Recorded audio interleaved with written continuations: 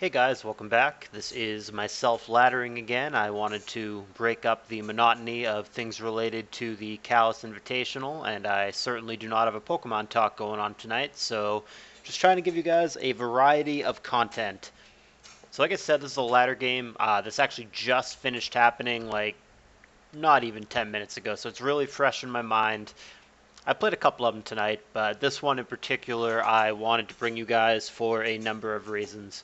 And I'm going to kind of take it slow and be a little bit more analytical with it, as I have been when I've been narrating ladder games recently. So my opponent is CoolHistoryBro. I have no clue who that is. That's going to be a common trend when you see me narrate ladder games. Most people are on an alt. This could be anybody. I mean, sometimes if it's a friend, they'll tell me before the match or after the match who it is. This guy did not. So, CoolHistoryBro, whoever that is. So let's get into the game. I'm ladder on the bottom. So this is... Let's just pause right here with this turn 1 scenario. So I have a lead T-Tar. He's got a lead Hariyama. I am choice banded here. So this is kind of an interesting scenario. My team is not great against Hariyama, to say the least. I don't have a lot of things that pressure it immensely offensively. It's actually quite an issue defensively for me. I also don't have anything that loves knockoff. Now, as far as its offensive capabilities, Hariyama, I have fighting resist. That part's not so much of a problem. It's more that knockoff is obnoxious and that I don't know how I actually kill the Hariyama. So this is kind of where mind games begin right off the gate. Obviously, I'm not the world's worst advanced player to the point where I don't know that Tyranitar is 4x weak to fighting. I'm bad, but I'm not that bad. Obviously, I'm aware of that piece of information. But I feel that that is so stupidly obvious that T-Tar's 4x weak to fighting and that I can't stay in here because I just insta-die to Brick Breaker Cross Chop, that it's clear as day that I need to switch, and therefore my opponent is almost certainly going to go for knockoff as opposed to straight to a fighting move, because I can't stay in here and I have to switch to a fighting resist, right?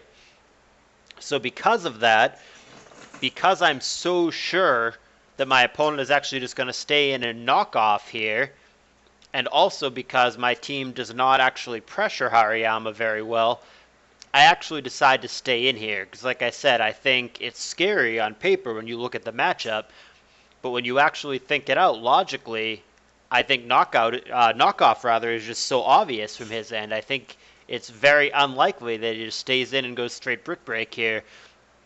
The other thing that kind of factors in here, I don't know if it should or shouldn't, but at this point my account's up to like 1450 or 60 or whatever, so I'm very close to hitting 1500 on this account.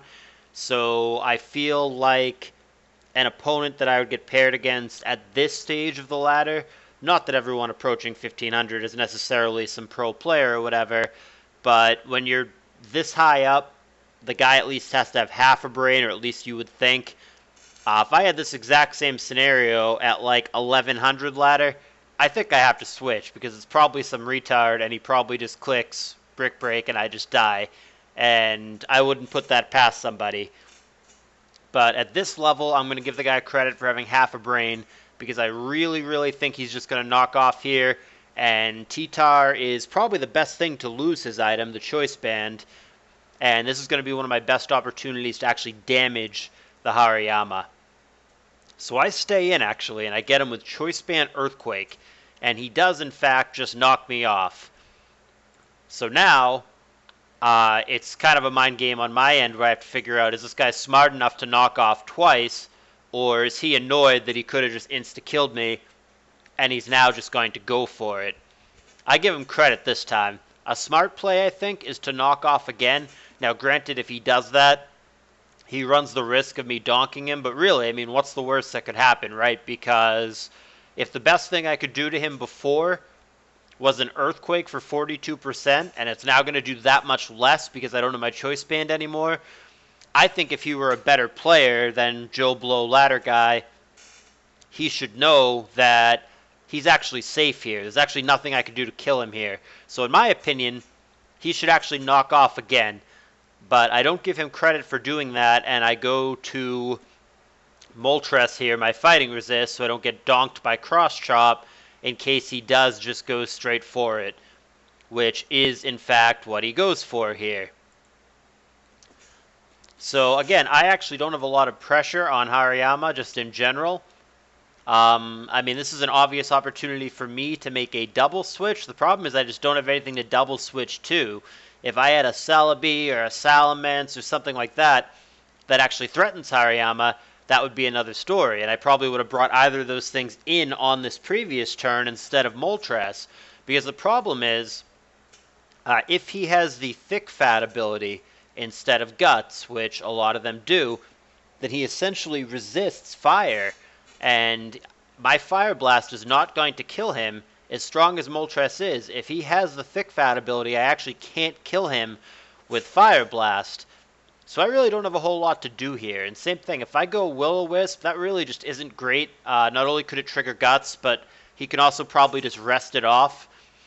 I don't really want to lose my item. Does Moltres super duper care if it doesn't have leftovers? No, but I obviously want to keep them if I can.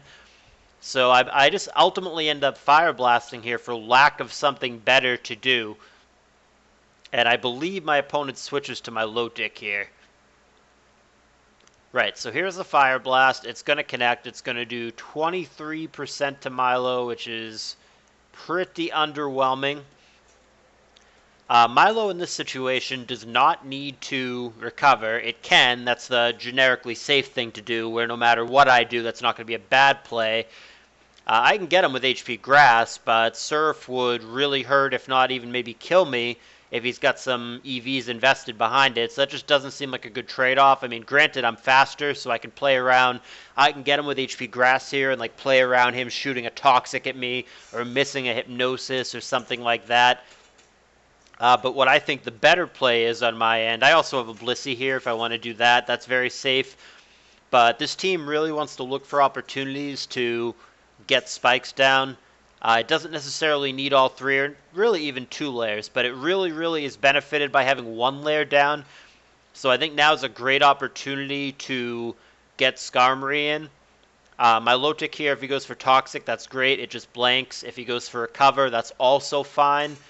Ice Beam wouldn't do a ton of Skarm. Really, the worst thing it could do is like a Surf or a Hydro Pump. I guess maybe Hypnosis might be worse, but the likely things that it would do here are Recover, Surf, or Toxic, and in all 3 of those scenarios, I'm fine going to Skarm. So with that in mind, that's the play that I decide to make, because I really want to establish at least a layer of spikes, and it works out best case scenario, actually. Of all the things that he could have done, that's actually the best one, because the one that I care the least about, that I'm just completely immune to, is the Toxic. So now I'm just going to spike. I don't have a Dugtrio, so if he does have Magneton, shit happens, but this is just the kind of team where the spike is really important, and I don't really have a good way to play around Magneton. Yes, I could just Insta-Roar, but the large majority of the time, that's not the right play. The spike is very valuable, and even if I roar and I find out, oh fuck, there's a Magneton, there's not actually anything I could do about that. I can't set up a sequence later where I sneak the Dugtrio in as Magneton comes in or something like that, because I don't actually have a Dugtrio. So this is just one of those cases where if he has it, he has it. I got to get the spike down, and then we'll see where the game goes from there. So he goes to Venusaur, and I get the spike down. Cool. No problem with that. So that was the whole point. Venusaur, basically every Venusaur on the planet has Sleep Powder. That's pretty much the reason to use it. It's by and large a bad Celebi if you're not taking advantage of Sleep Powder. So I would say very comfortably that he almost certainly has Sleep Powder. Like I said, they all do. Now, he could lead out Leech Seed here, but do I care is the thing. So I have to decide. I have to play as if he's going to Sleep Powder. Whether he actually does or not is a different story. I know that offensively Venusaur doesn't threaten me. The worst thing he could possibly have offensively is like HP Fire or HP Electric. And if I take that once, I mean, yeah, it'll sting a little, but I'll be fine. So basically I need to play as if he's going to Sleep Powder, and I need to decide, okay, well, if he's going to do that, what do I want to happen? It crosses my mind that maybe I just go to Bliss, let that get sleep powdered, and go from there. I don't really know where that gets me. He follows up with Leech Seed, and then I kind of have to decide, okay, now what do I want to be put to sleep? I don't know how different that is than where I am right now. I also thought about going to T-Tower, letting that go to sleep. Thought, hey, now that I don't have my Choice Band, I really can't hurt the Hari or the Milotic with my 4 attack T-Tower. So maybe that's my most useless poke in this matchup. But ultimately, I decide to stay in with Scarm. I do this for 2 reasons. One, because I already have the spike down, so Scarm loses value. I also don't have Toxic on this set of Scarm, so like hitting the Milo with that, for example, is not a factor because I don't have it. And also, I do have Taunt on the Scarm, so I stayed in and went for Taunt, and that is because if I'm faster, I'm just going to stop the Leech Seed / the Sleep Powder anyway, which is great. And if I'm not faster, not only does the Sleep Powder have an opportunity to miss, and then I taunt him, but also if the Scarm goes to sleep, based on the information I have right now, which is not a lot, we're fairly early on. He's clearly a stall team with things like Vino, Milo, and Hariyama. He's clearly a defensive team. But yeah, I'm just going to go for the taunt. I'm okay with Scarm going to sleep now that I have the 1 spike down, and I feel like I have opportunities too, if I need to, such as against the Milo or against the Venusaur, to forcefully wake up the Scarm down the road if that's something that I decide is important. So like I said, I go Taunt, but he's faster, and the Sleep Powder does happen here. So now, it's what do I do from here? So most of you guys watching this should know this, but for those who don't, there is a thing called Sleep Clause, and basically that states that he can't put more than 1 thing of mine asleep at any given time. I can use rest, I can put myself to sleep, but he cannot sleep more than 1 of my pokes. And this is to prevent moves from, like Spore, from being ridiculous, where you just literally Spore the whole team. It would be absurd. So that's a very important clause that should be there. So anyhow, what that means in this game is that now that Scarm is asleep, even if he were to try to sleep powder something else, and even if it were to quote-quote hit, it would fail. So I have to decide what to do now. I don't see a lot of point of keeping Scarm in. Now, granted, he probably has to switch here. I don't know that Venusaur actually threatens Scarm in any meaningful way. But by and large, I probably just want to get out of the way. Leech Seed, I think, is the obvious thing that he's going to do here for lack of something better to do. And maybe Scarm could stay in and kill 1 Leech Seed turn. Kill 1 sleep turn, rather, just to get hit by Leech Seed. In hindsight, maybe I should have done that, but I don't actually know that I want my Scarm to wake up. I think I'm fine with this being the sleeper. You could argue here that I should have stayed in. I didn't. That I should have stayed in to kill 1 sleep turn because all he's going to do is Leech Seed. That's fair, and that might be right, and in hindsight, watching that game, maybe I should have stayed in once. But I do believe that I just go to Moltres here with the intent of switching it right back out.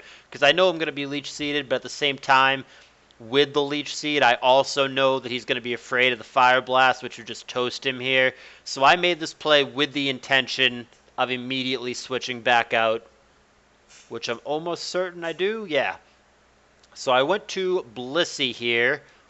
It was kind of just a generically safe thing to do against the Venusaur or the Milo if you went back to that. This play on his end is a mistake. I don't understand why he did this.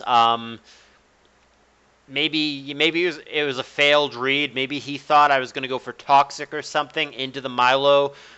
But I just went straight S-Toss, and this now puts the Hariyama in a bad spot because I'm faster. And if you don't know that, you can see by who took the sand damage first, which I did. And Hari would have to have a very significant speed investment to be faster than Bliss. Yes, it is possible.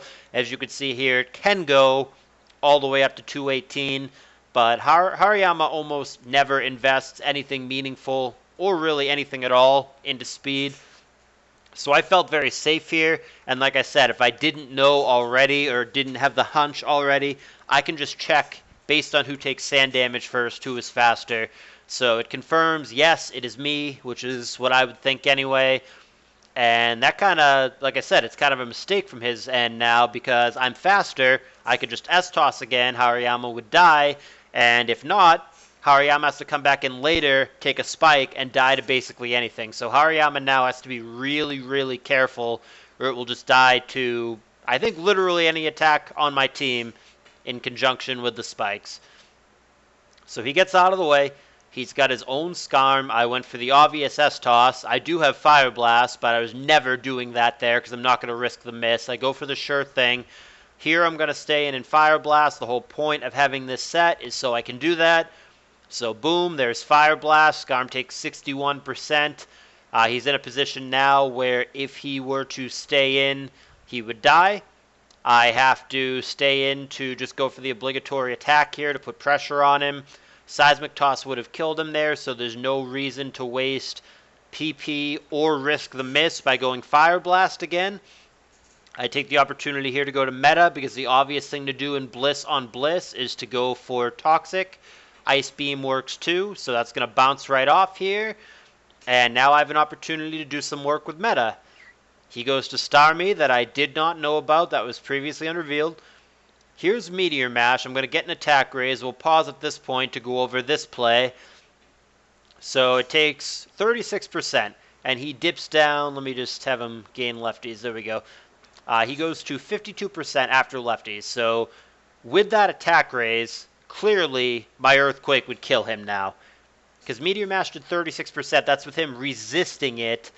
So Earthquake might have just killed him anyway. It would have been close, but certainly with the attack raise, Earthquake would kill him. This is an Agiligros. So the decision that I need to make is whether I just go straight Earthquake or whether I go Agility. There is an argument to be made here. I don't like it, but there's an argument to be made here that I should just go for Mash again in case he were to go to Scarm, because obviously that would blank Earthquake, keeping in mind that Scarm is low, he's at 22%.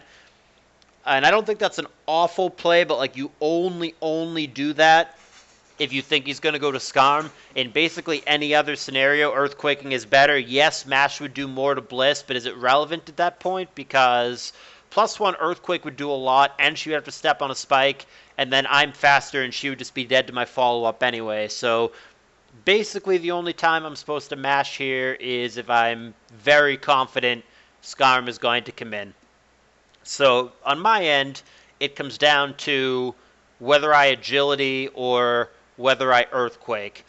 I chose to Agility because I think that's fine on the Scarm switch, and it just guarantees that I'm faster than this whole team. Like the Venusaur, for example, I may not have been faster than without Agility. And I also, the play that I anticipated his Starmie making was just going for like Surf here. So I thought that Earthquake was safe. In hindsight, that is not the case here. He just goes straight Rapid Spin, so obviously Earthquaking him and killing him would have been better. So I don't know if that was a mistake on my part or if that was just him outplaying me. But as it turns out, hindsight 2020, Earthquake would have been better on this turn. So he goes to Scarm now, and I'm going to miss the Earthquake, but that is okay, because I can +1 mash him here, and it's going to rock his world. Here it comes. Obviously I miss, and he's going to roar me away. That's going to bring out T-Tar. That was Choice Banded, but remember, it was knocked off. I see no reason not to Focus Punch here. I can't imagine that Scarm Drill Pecks me, and he's just going to put a second layer of spikes down. Focus Punch knocks him out. I've got the 6-5 lead. Now he goes Hariyama. This, again, feels like a mistake. Hold on a second here. Let's scroll up to turn 1, which is what I did immediately. So my Choice Band Earthquake on turn 1 did 42%. He's at 22%. Doesn't my non-Choice Band Earthquake now kill him? And I'm clearly faster, if I didn't know that before, which I did about 10 different ways. I was faster than him on turn 1. We already know that my Blissey's faster than him. Clear as day, my T-Tar is faster here. So if a Choice Band Earthquake did 42%, obviously a no longer Choice Banded Earthquake would still be enough to kill him. So I do not understand this Hariyama switch at all. This seems like a clear mistake to me. It seems like he should have gone to Milo or Starmie, but I don't understand this Hariyama play at all. It makes absolutely zero sense. So that's a misplay on his part. I'll take it. I'm going to take advantage of it, but that's clearly a mistake, so I'm going to stay in an Earthquake. So here's my low tick now. Here I go, wait a minute, aren't I faster? Because you can't check on sand anymore because T-Tar is obviously not affected by it, and you can't lefties check either because, well, T-Tar didn't have lefties to begin with, and even if he did, it would have been knocked off. So I don't have a definitive way to know that I'm faster right now, but like standard Milo, when it doesn't invest in speed, it sits at 198. Some of them go up to like 200, 201, 202, 203 to creep on DD-Tar, but Tyranitar, when it's choice banded, a lot of the time is just 252, 252 in attack and in speed respectively, which is what this one is. And that puts me, as you can see here, or I guess it doesn't want to show me here, but yeah, he's 252, 252, and that puts me at like 221 speed, which is way the F faster than almost every Milo on the planet.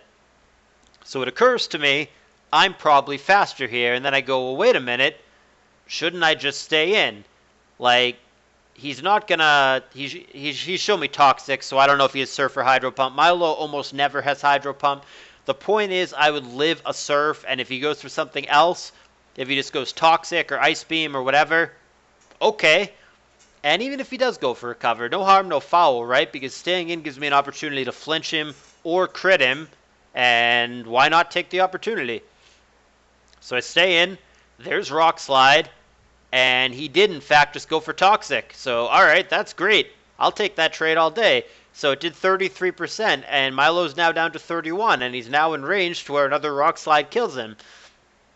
So there's no chance in hell that I ever Focus Punch here. And I mean, HP Bug is cute for like Starmie or Venusaur, but it just seems unnecessary. The only decision here is Rock Slide versus Earthquake. I have to decide, would Earthquake kill him here? Because Rock Slide did 33%, and I don't know if that's a high roll or a low roll or an average roll or whatever. I didn't calc it. So, like, Earthquake is just a smidge less powerful than Rock Slide because of the stab. And would that do 31%? It might, and it also might be a roll situation, but, like, how much would it suck if Milo lives at, like, 1 HP, 2 HP, and then gets a recover off?